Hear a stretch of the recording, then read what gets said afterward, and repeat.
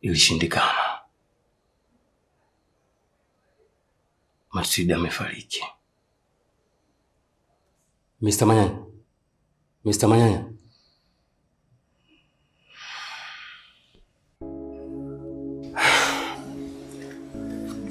Pole sana kwa kushtua, Mr. Please, Doc. Don't tell me for the bad news. Relax, Mister. Relax, okay? Mgonjwa tumempokea jana usiku akiwa katika hali mbaya. Na vipimo vinaonyesha kuwa alikunywa sumu.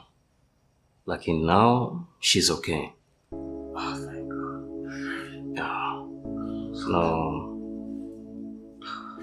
Yani jambo la kushukuru, walimwaisha mapema sana hospitali. Lakini kama wangechelewa ingekuwa ni shida zaidi.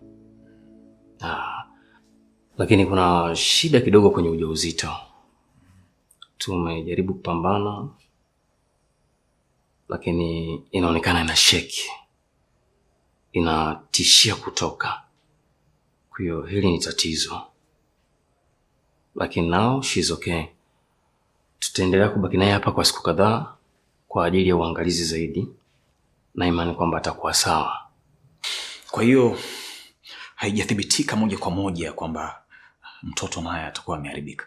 Ujauzito haujaharibika, ila unatishia kuharibika. Unakuwa kama una shake hivi. Kwa hiyo hapa ni jambo la kumwomba Mungu tu.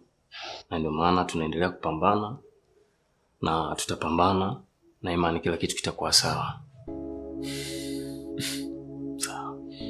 Asante sana. Don't worry. And one favor, please. Yes. Si kama inawezekana. Si yuko macho? Yeah, yuko macho. Si unaweza kumuona mara moja labda za kumsalimia. Lakini huu sio muda wa kuona wagonjwa, Mister. Ila kwa wewe naweza nikakuruhusu kaenda kumuona. Okay? Ila kwa nyinyi mabinti itabidi msubiri hapo hapo mpaka ukifika muda wa kuweza kuona wagonjwa, mtaruhusiwa mkaenda mkamuona, okay? Sawa. Okay, Mister. Naam. Naweza kwenda. Asante sana.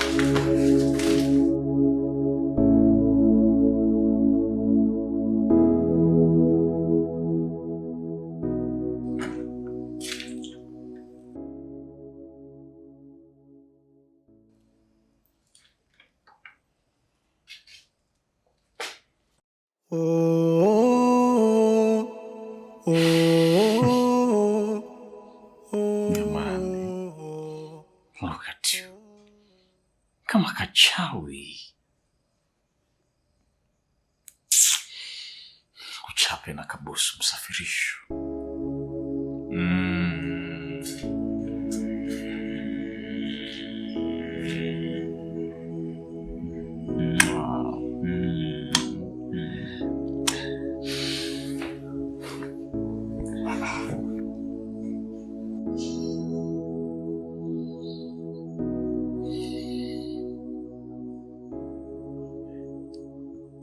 Pole mama.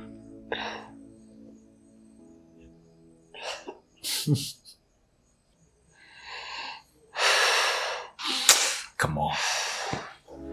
Mimi nimetekwa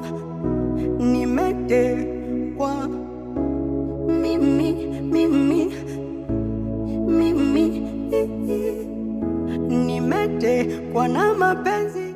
Umesafiri kilomita nyingi sana kutoka Dar es Salaam mpaka Moshi kuhakikisha kwamba tunaleta huu mzigo hapa. Sijaamini ushindi wangu. Ulivyopata ushindi huu unajisikiaje? Nimefurahi sana. Kwa sababu siku zote wanamuona anacheza, nikasema inawezekana kweli kwa Tanzania ukashinda gari. Kula tano kwanza. pmbet.co.tz ni mchezo gani pendo ulikuwa unapendelea kucheza? Mimi huwa napenda sana kucheza Sun of Egypt 4. Mimi naambia wadau waamini haya mambo yapo. Cha msingi ingia kupitia pmbet.co.tz.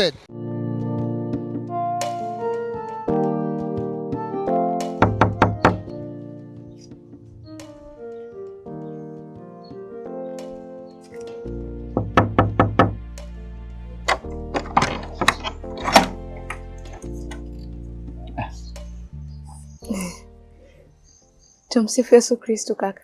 Milele amina. Karibu. Asante. Samani. Nimekuja kuuliza kama kutakuwa na kazi ya kufua labda ama vyombo. Sawa. Kwenye upande wa nguo hapana. Sina nguo chafu leo.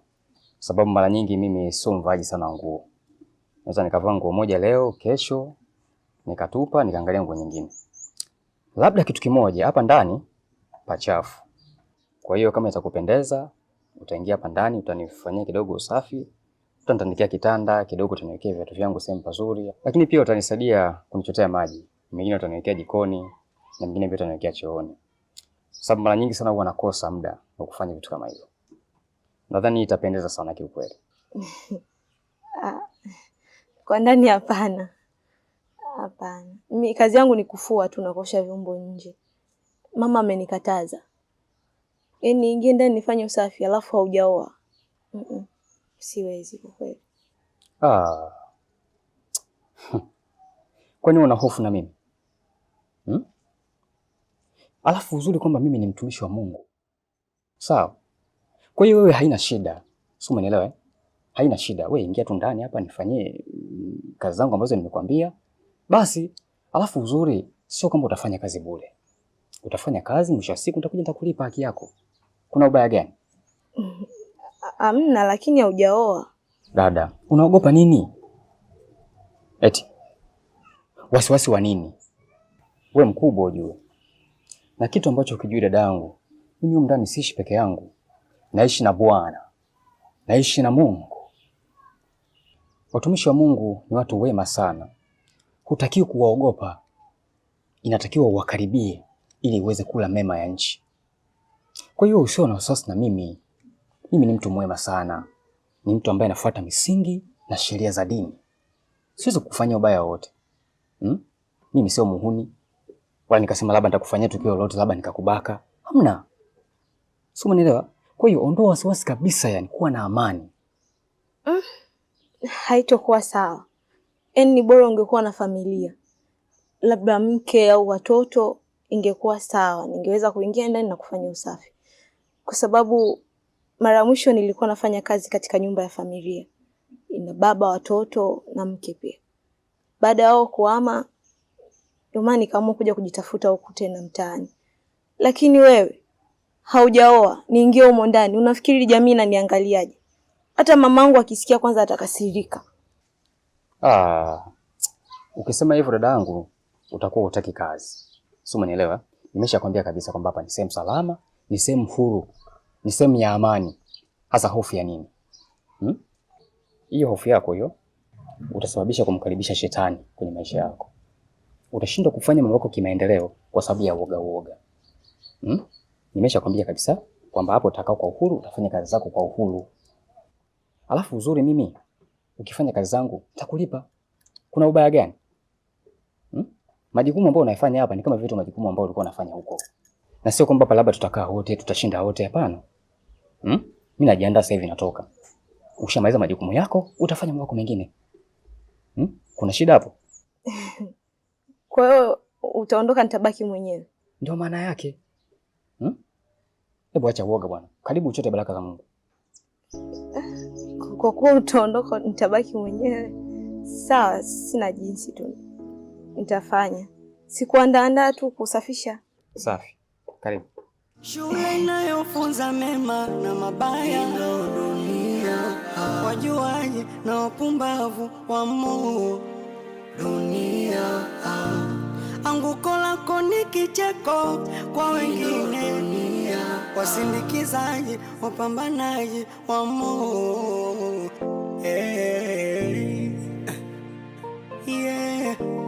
Hii ndo dunia bwana. Nikisema nikupe hiki kichwa huwezi beba, takufa kwa mawazo. Bosi wangu, mpaka sasa hivi tunaozungumza 80% kazi imeenda vizuri. Kwa nini 80%? Yaani mimi nitegemea mpaka sasa hivi hapa unakuja kuniletea majibu yaliyokamilika. Yaani kama ni kazi imekamilika 100%, haya hizo 20 umemwachia nani? Lakini unajua mpaka sasa hivi nimetoka hospitali. Daktari ameniambia hali ya mgonjwa sio nzuri, na ile sumu ambayo imetiwa inaonekana ishaharibu kabisa mfumo mzima wa uzazi, kwa sababu mpaka sasa hivi hajazungumza chochote, hajazinduka, na ndio maana nimesema hivyo. Kwa haya mambo mengine labda tuendelee kusikilizia. Inasemekana, lakini hauna uhakika, si ndio? Yaani mimi ninachokitaka hapa Toni ni taarifa ambayo imenyooka. Mtu kafa, mimba imeharibika. Na sio kuja kuniambia sijui 80% ya kazi, sijui inasemekana. Sitaki. Hivi unajua nawekeza nguvu kiasi gani kwenye hii kazi? Yaani kikazi cha kufanya muda mfupi unakifanya kiwe kirefu. Haya inawezekana vipi? Yaani mpaka sasa hivi huna taarifa iliyonyoka. Mara kazidiwa, mara vipi sijui kwa nini usijue kwa nini? Toni, sije ikawa unaniingizia mapenzi kwenye kazi yangu. Aisee, sitakuelewa. Maana sasa hivi kashakuwa shemeji yako, ujifanye sijui unamjua sana, una huruma naye. Oya. Kwenye kazi zangu sitakuelewa. Hapana bosi wangu, mimi siwezi kufanya hivyo. Mimi nipo kazini na naipenda sana kazi yangu. Lakini wewe uliniambia kabisa umehakikisha amekunywa ile juice. Kabisa. Na povu limemtoka vizuri kabisa. Sasa imekuwaje mpaka sasa hivi yupo hai? Yaani yeye ni nani au ana Mungu gani? Kiasi kwamba ile sumu isifanye kazi kwa wakati. Sasa bosi wangu, haya ni masuala ya kidaktari. Mimi sijui ni huduma gani ambayo ya kwanza ameanza kumpa wao kwa ajili ya kunusuru uhai wake. Lakini mpaka sasa hivi ripoti ambayo imetoka, hali yake ni mbaya sana. Kwa hiyo hayo mambo mengine hayo tuendelee kusubiria tu. Hivi unajua wewe Toni una masiara sana eh? Yaani kuna muda unakuwa kama vile hujitambui. Mimi nilitegemea muda ule ulivyoona kanywa ile sumu usingemwaisha hospitalini. Wewe ulishindwa nini kujizungusha kupita njia ndefu? Kama njia unajua ni shortcut ungenyoosha barabara, usipite shortcut. Ili achelewe kiasi kwamba mkifika hospitalini mtu kasha kufa au mtoto kafa. Lakini sasa hapo mimi nalaumu bure tu. Kama ni kazi mimi nimeifanya ya kutosha. Alafu hili swala linafahamika na hospitali inajulikana ilipo. Mimi nilivuna tu tayari mapovu yanamtoka, nikajua kabisa hapa tunaenda kumaliza kazi. Nisingeweza kupita huku na huku kwa sababu njia zinafahamika na hospitali inafahamika. Nikamfikisha mpaka hospitali. Kwa sasa hapo mimi ningefanya nini? Kumbuka mimi ningefanya ujanja wote ule kumchelewesha, kumzungusha, ndugu zake walikuwa mumle. Kwa hiyo angejua kabisa kama mimi na nia mbaya na yule ndugu yao. Sasa hii ingekuwa ina maana gani? Sasa nisikilize kwa makini. Yaani ninachotaka hapa mpaka kufika jioni niwe na jibu hili moja. Kama hajafa yeye, awe mtoto kafa na yeye kapata kilema. Sijui unanielewa? Na sikuongezei pesa, sikupi chochote mpaka nipate hayo majibu. Kwa sababu mimi pesa siokoti. Hivi unajua natumia gharama kiasi gani? Mimi na biashara. Yaani nitegemea tukikutana hapa unanipa basi maelezo mengine kabisa, eza mtu kafa au kazikwa. Lakini unaniletea mara 80, mara imepanda imeshuka, ipo hai kazinduka. Oya Toni, usinichanganye, usiniletee upumbavu kabisa. Shantibua size.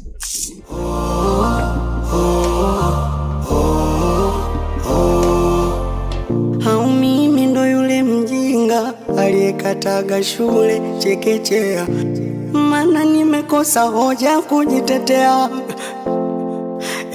Inanikunja inanipinda pinda dunia, tofauti na mama dunia.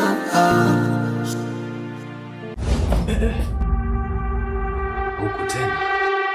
Unaweza ukadhani ni masihara kuhusu hichi ambacho kimeandikwa hapa, lakini trust me, kuna maelfu ya watu ambao wanakosa huduma kirahisi kabisa kwa sababu tu ya kutokujua Kiingereza. Lakini leo mimi sasa nataka nikusanue. Ukiwa na Ticha Zungu app, itakuwezesha kuweza kujua Kiingereza ndani ya muda mfupi na tena kilichonyooka mno. Hawa jamaa wameweka kibango chao kinachosema no English no service. Asa mimi leo naweka cha kwangu. Yes. Get Ticha Zungu and you will get service. Wefanye hivi uone. Utanishukuru baadaye. Ino dunia.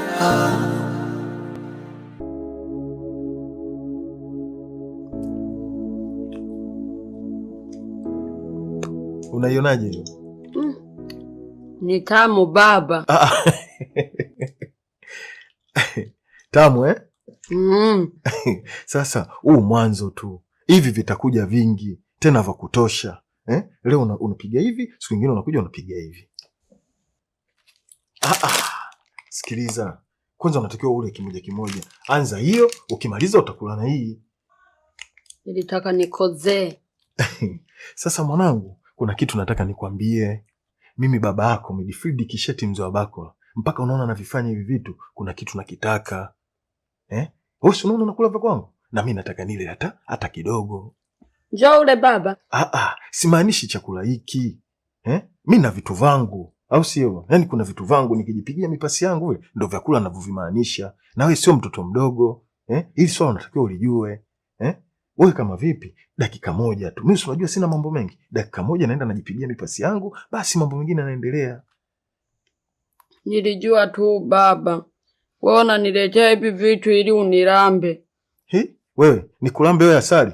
Wewe sikiliza nikwambie. Mimi kama ninavyokuambia mimi nina kanuni zangu. Sawa? Na kanuni zangu mimi nakula ninavyovilisha. Au sio? Sasa unafikiri mimi sitaki kula? Bwana wewe kama vipi mimi kwanza nige vitu vangu mimi niondoke navyo. Nige vitu vangu. Baba. Kaka katako kako alivyo katamu alafu ninyanganye. Si kwa sababu hutaki kuliwa. Mimi nataka nile. Wewe ili ule unatakiwa uliwe. Sasa ngoja nikukazie kwa sababu nishakuona wewe nikikulegezea utakuwa unaletea mimi masiala. Wewe unafikiri mimi natumia makaratasi? Mimi natumia hela hiyo. Sasa ndio uone. Sasa nige vitu vangu. Baba, usichukue baba, usichukue hivyo baba. Kwa hiyo utamu kaka hataka uninyanganye. Umeona inauma sasa kama wewe unavoumia na sisi ndo tunavoumia hivyo hivyo. Hebu subiri kwanza. Hebu onje. Tamu baba. Ni tutamu Sasa kama tutamu, sasa ndo mimi navichukua vitu vangu ili uone sasa kama utapata utamu. Baba. Baba vipi? Baba usichukue. Twende basi kama unataka vitu vangu na wewe twende mimi nikajipigia na mimi pasi yangu. Twende. Twende tusicheleweshe. Lakini usimwambie mama. Mimi nimwambie mamako mimi mtoto mdogo? Wewe, mimi nataka vitu vangu afu nimwambie mamako? Vinahusiana na nini? Twende bana, usitaki kuchelewesha mambo hapa. Twende.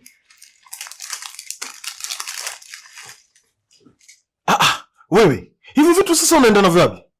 Weka hapo twende tukamaliza mara moja, ukija utakuja utaendelea kula. Weka hapo mara moja bwana. Shule inayofunza mema na mabaya ndio dunia. Wajuaje na wapumbavu wa Mungu. Subiri kwanza nifunge mlango sio kanarushia ndege hivi. Anguko lako ni kicheko kwa wengine. Wasindikiza. Vipi? Vipi kuhusu nini? Wewe umefuata nini sasa? Yaani unauliza nimefuata nini nyumbani kwangu? Wewe una kichani? Kichaa? Wewe wakati unaondoka hapa si umeaga umesema unaenda kwenye vikoba sio vitu gani huko? Sasa kilichokurudisha hapa sasa hizi nini? Si nimeamua kubadilisha ratiba au?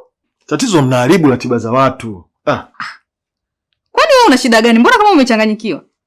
Nichanganyikiwe wapi? Kuna vitu vingine mnavyosema ndio vinatakiwa viende hivyo hivyo. Sio mnabadilisha ratiba mwisho wake watu wanashindwa kufanya mambo yao. Dada! Yaraho! Niletee maji ya kunywa. Sawa mama.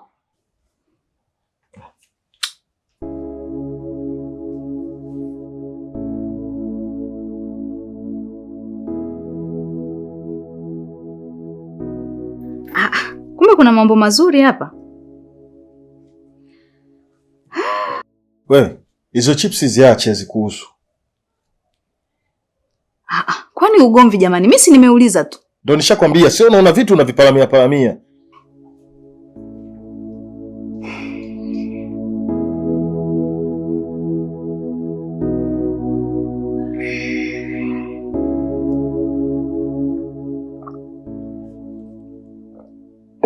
Sibo, chips za nani?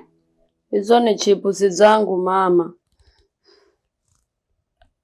Aliniletea baba. Mimi alivoleta nikara akasema na mimi nilipe ndo tukawa tunaenda kule. Wewe maneno gani unaongea? Hivyo una matatizo gani? Mambo tunaongea vizuri tulishafika mbele, wewe unarudisha nyuma. Kwenda kwanza kaniletea na mimi maji. Nenda kaniletea na mimi maji bwana.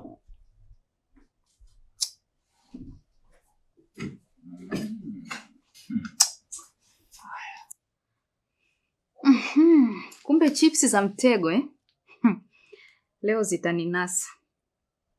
Yaani unaona vitu vya watu tu unataka kuvilavila Wewe utakuja kuzilipa hiyo.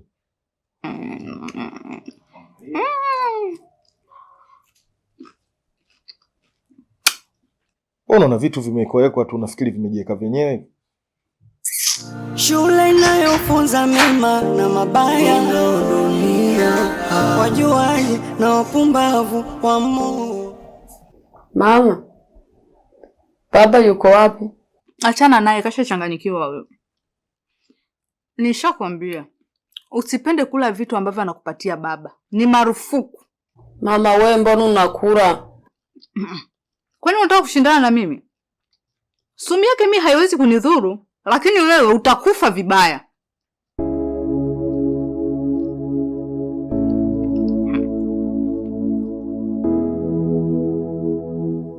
Una shida gani? Maana naona wanipigie simu sana. Na sidhani kama tuna biashara nyingine ya kufanya mimi na wewe. Davai, hebu kuwa mtulivu kwanza. Yaani ungejua kitu ambacho kimenileta hapa, hata usingekuwa unaniuliza hayo maswali. Cha msingi unachotakiwa sasa hivi ni kukaa ukatulia na ukanisikiliza. Dada yangu, naona kabisa unaenda kuwa na amani sasa. Kwa sababu mtu ambaye alikuwa anakukosesha furaha kwenye ndoa yako, chamoto ameshaanza kukiona. Yaani hapa ninapokuambia yuko hoi anapumdia mashini. Na hiyo mimba yake aliyokuwa analingia utafikiri yeye ndo mtu wa kwanza kushika mimba kwenye hii dunia. Na hii imeshatoka tayari. Yesu wangu. Umefanya nini mtoto wa watu? Sasa mimi nimefanya nini? Mimi nimepigiwa simu na watu wake wa karibu kwamba Mati anaumwa, yupo hoi, inasemekana amepewa sumu. Kwa hiyo mimi sina uhakika, ila ninachojua Mati anaumwa, yuko hoi, amelazwa hospitalini. Kwa hiyo mimi taarifa nilizozipata ni hizo, na ndio maana nikaona nikuletee. Kase, naomba usinitafutie matatizo. Hivi unajua nakujua vizuri wewe? Nakujua vizuri, najua tabia yako, najua roho yako. Tena nakumbuka mara mwisho uliongea kwamba nitamfanyia kitu yule dada. Listen, mimi sitaki shida, sitaki matatizo kabisa. Kama umemtendea vibaya yule dada wa watu, jiandae. Sio, unanielewa? Yaani usinihusishe kwenye hayo mambo yako. Alafu isitoshe nilikwambia kabisa, hakikisha unamwacha yule dada wa watu endelee na maisha yake. Muache endelee, wewe ukangangania. Kama umeshamfanyia kitu chochote kibaya, naomba uishi huko. Davai, mimi nimekwambia sijamfanya chochote. Yaani mimi nimepokea taarifa kama wewe tu nilivyokufikishia taarifa. Mimi mwenyewe imenishangaza na imenishtua. Uwezi jua pengine na maadui wengine tofauti na sisi. Kwa hapa cha msingi ni kwamba ufurahie. Pengine Mungu ameamua kutusaidia au kuna mtu mbadala yetu anafanya. Ni kitu cha kushukuru. Na ndio maana mimi nikaamua kulileta kwa dadangu kwa sababu ni kitu ambacho kilikuwa kinakunyima faraja muda mrefu, kinakutesa. Kwa sasa mimi hapo kosa langu liko wapi? Mimi nimefanya kwa wema wala sio kwa ubaya. Shangaa unavyonihisi, mimi naweza nikafanya hivyo. Usifikirie mimi ninavyokusaidia wewe naweza kumsaidia kila mtu, ni upendo. Ngoja nikwambie Kasi. Ile iwe mara ya kwanza na ya mwisho. Narudia tena, usije ukaniambia kitu chochote. Usije ukanihusisha kwenye mambo yako yoyote yale. Mimi nilishamalizana na wewe, nilishamalizana na Mati. Sina biashara yoyote ya kuongea na wewe hivyo. Nenda. Sawa. Lakini kaa ukijua yule bado ni adui yako. Na hiyo haiwezi kubadilika hata siku moja. Na kitu ambacho haukijui, Manyanya anawekeza pesa na nguvu nyingi sana kwa yule mwanamke. Kwa hiyo kama uko tayari kufilisika na kuanza upya, sawa, hamna shida. Nenda. Toka. Sawa. Lakini mimi bado nipo upande wako siku zote. Wewe ukinihitaji usisita kuniambia, sawa? Kwa heri. Nikisema nikupe hiki kichwa uwezi beba, takufa kwa mawazo. Jamani msione nalewa, ndio maana nalewa. Sinywi mitungi kwa sifa, yanayonifelisha ndo chanzo, kurudio munachelewa. Kutoka makao makuu ya PMbet mpaka hapa Kigamboni, Dar es Salaam, ambapo tumekuja kumkabidhi mshindi wa gari aina ya Nissan X-Trail ambayo ipo nyuma yangu hapa. Kwanza mimi nilikuwa siamini japokuwa kashinda yeye, lakini siku ya kwanza ambapo anapigiwa simu tumefurahi sana kiukweli. Napenda kucheza 7 Fruit, hadi kindege anacheza. Bahati zipo jamani, sio uongo, ni kweli kabisa. Promotion ya Royal Win Plus inaendelea kutoa magari mengi zaidi kila kukicha, lakini pia pesa taslim. Jisajili kupitia tovuti yetu pmbet.co.tz.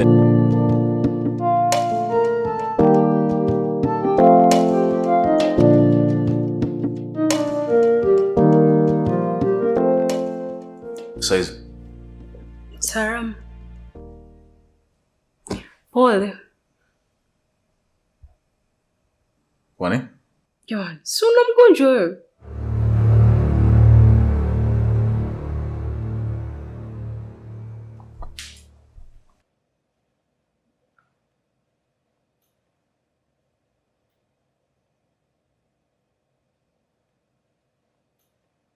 Wewe umejuaje haya mambo? Jamani, kwani bado tunaendelea kufichana? Kuna kipi ambacho mimi sikijui? Nasikia mwanamke wako anaumwa. Listen, Violet. This is very serious issue. Yaani kama kuna jambo ambalo taki kuleta nalo masihara ni kuhusiana na hili tukio. Na hakuna mtu yoyote ambaye anajua mpaka sasa hivi zaidi ya daktari na wale wahusika ambao walikuwepo pale eneo la tukio. Wewe uko nyumbani. Na sasa hivi unakuja kunipa taarifa ambazo sikutegemea kabisa kuzipata sasa hivi. Violet, umetoa wapi hizi taarifa?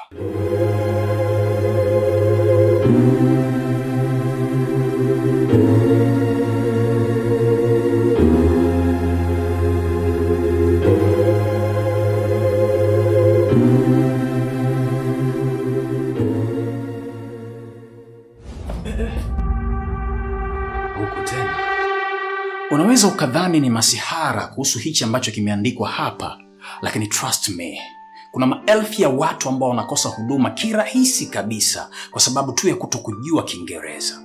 Lakini leo mimi sasa nataka nikusanue. Ukiwa na Ticha Zungu app, itakuwezesha kuweza kujua Kiingereza ndani ya muda mfupi na tena kilichonyooka mno. Hawa jamaa wameweka kibango chao kinachosema no English no service. Asa mimi leo naweka cha kwangu. Yes, get Ticha Zungu and you will get service. Wefanye hivi uone, utanishukuru baadaye.